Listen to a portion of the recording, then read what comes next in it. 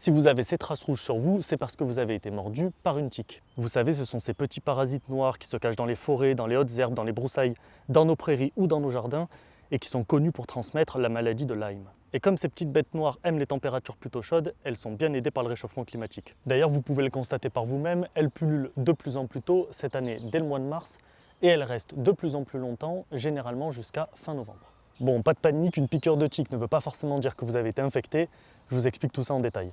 En fait, les tiques s'accrochent à notre peau et se nourrissent de notre sang. Le problème, c'est quand elles sont porteuses de certaines bactéries comme la Borrelia.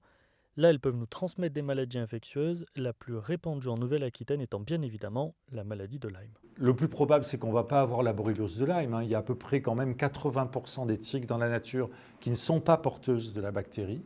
Mais dans un certain nombre de cas, on verra apparaître ce qu'on appelle un érythème migrant. Avant d'en arriver là, il existe quelques précautions à prendre et je vous l'accorde, elles ne sont pas vraiment compatibles avec les grosses vagues de chaleur. Il faut des chaussettes longues, un pantalon et des manches longues. Et l'idéal, c'est même de mettre son style complètement de côté et de rentrer son pantalon dans les chaussettes. Bonne nouvelle en ces temps caniculaires, c'est qu'il faut mettre des couleurs claires pour bien repérer les tiques quand elles viennent nous attaquer. Pour le reste, il faut rester sur les chemins balisés et débroussaillés pour éviter de les croiser et se munir d'un tire-tique afin de les retirer rapidement quand on les repère sur nous.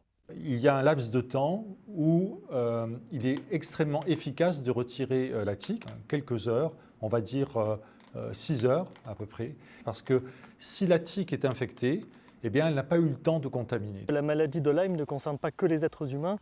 Les tiques sont aussi dangereuses pour les animaux, c'est donc très important d'inspecter régulièrement vos chats, vos chiens et vos chevaux et surtout de consulter un vétérinaire si vous avez une suspicion d'infection.